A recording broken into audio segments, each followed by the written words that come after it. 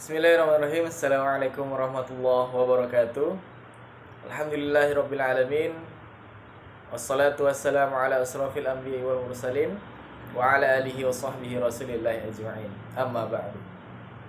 Teman-temanku dan juga Bapak dosen Bapak Haji Muhammad Iqbal Abdul Muin LCMA yang saya hormati. Hari ini saya Heri Seno dari mahasiswa dari Prodi Manajemen Dakwah Fakultas Dakwah dan Komunikasi semester 5 kelas C akan mempresentasikan PowerPoint saya ataupun rangkuman saya mengenai materi yang berjudul mengenal hadis tematik.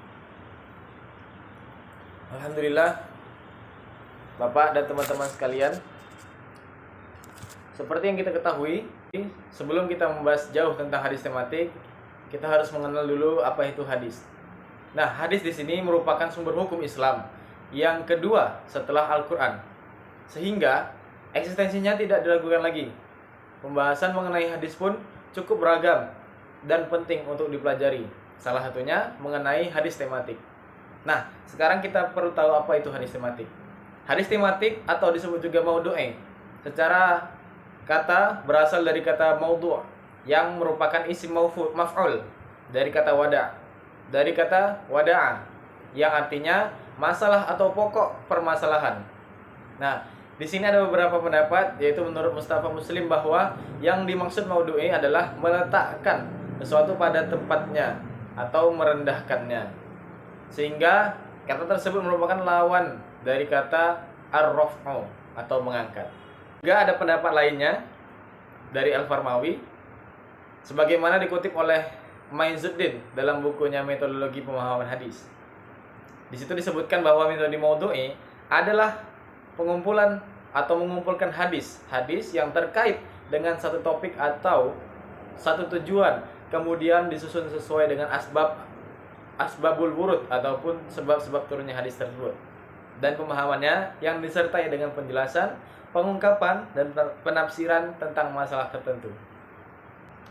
Maka dapat disimpulkan, teman-teman sekalian, metode tematik ataupun maudhu'i adalah mengumpulkan ayat-ayat yang bertebaran dalam Al-Quran atau hadis-hadis yang bertebaran dalam kitab-kitab hadis yang terkait dengan topik tertentu atau suatu tujuan tertentu.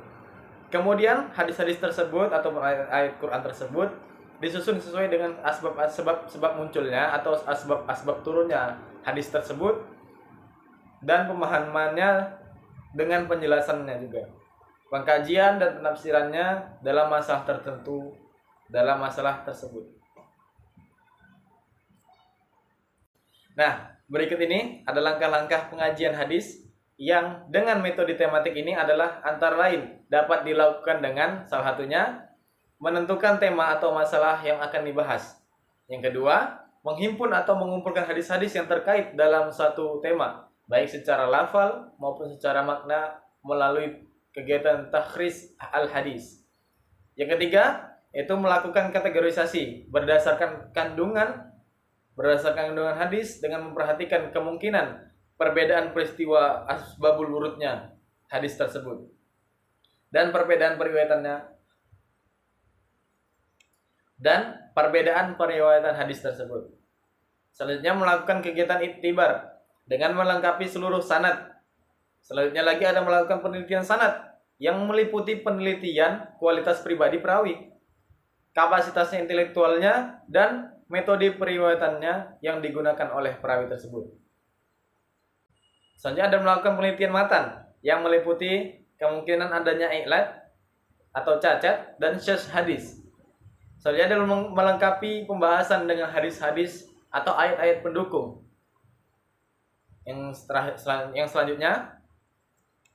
Yang selanjutnya menyusun hasil penelitian menurut kerangka besar konsep. Yang terakhir itu menarik suatu kesimpulan dengan menggunakan dasar argumentasi ilmiah.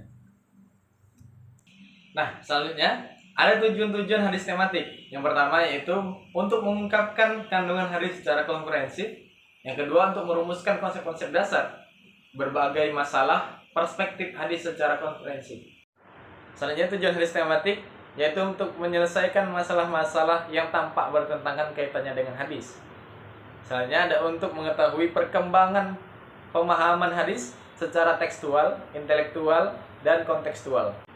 Nah, selanjutnya lagi nih, yaitu untuk mengantisipasi perkembangan zaman dengan memecahkan masalah-masalah aktual berdasarkan petunjuk. Yang terakhir, untuk memantapkan kajian hadis dengan disiplin ilmu dan yang memenuhi unsur-unsur kefilsafatan. Nah, berikut adalah contoh hadis tematik. Dalam dunia bisnis, Nabi SAW pernah bersabda tentang larangan menimbun harta dagangan dengan merumuskan kode etik dan hukum dagang yang adil dan humanis. Setidaknya ada 3 buah hadis yang dapat dipaparkan. Salah satunya diriwayatkan oleh Muslim. Isinya bersifat pernyataan tegas. Menimbun makanan itu suatu tindakan yang salah. Sesungguhnya Ma'mar berkata, telah bersabda Rasulullah SAW, barang siapa yang menimbun sesuatu, berarti telah melakukan tindakan yang salah. Hadis riwayat Muslim. Nah, teman-teman, kesimpulan dari hadis tematik ini adalah studi hadis maudhu'i atau hadis tematik adalah mengumpulkan hadis-hadis yang terkait dengan satu topik atau satu tujuan, kemudian disusun dengan sesuai asbab al-wurud dan pemahamannya, yang disertai dengan penjelasan-penjelasan yang lain. Pengungkapan dan penafsiran tentang masalah tertentu dalam kaitannya dengan pemahaman hadis, pendekatan tematik atau maudhu'i adalah memahami makna dan menangkap maksud yang terkandung dalam hadis tersebut dengan cara mempelajari hadis-hadis yang lain yang terkait dalam tema pembicaraan yang sama dan memperhatikan kolerasi masing-masingnya sehingga didapatkan pemahaman yang utuh.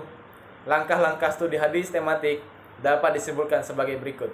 Menentukan tema yang akan dibahas, menghimpun atau mengumpulkan hadis-hadis yang terkait, melakukan kategorisasi berdasarkan kandungan-kandungan hadis, melakukan kegiatan iktibar, melakukan penelitian sanad, dan melakukan penelitian matan.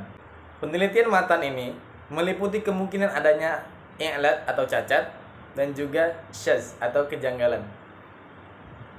Mempelajari tema-tema yang mengandung arti serupa, membandingkan berbagai syarah hadis, melengkapi pembahasan dengan hadis-hadis atau ayat-ayat yang pendukung, menyusun hasil penelitian menurut kerangka besar konsep, dan menarik suatu kesimpulan dengan menggunakan dasar argumentasi ilmiah. Baik teman-teman semua, begitulah penjelasan bagaimana kita mengenal hadis tematik. Penjelasan yang tidak begitu panjang menurut saya, tapi mudah-mudahan teman-teman bisa memahaminya. Dan semoga kita sehat selalu. Terima kasih saya ucapkan kepada Bapak dosen, dan juga terima kasih saya ucapkan kepada teman-teman sekalian atas perhatiannya. Saya mohon maaf sebesar-besarnya, kepada Allah saya mohon ampun. Billahi taufik wal hidayah. Wassalamualaikum warahmatullahi wabarakatuh.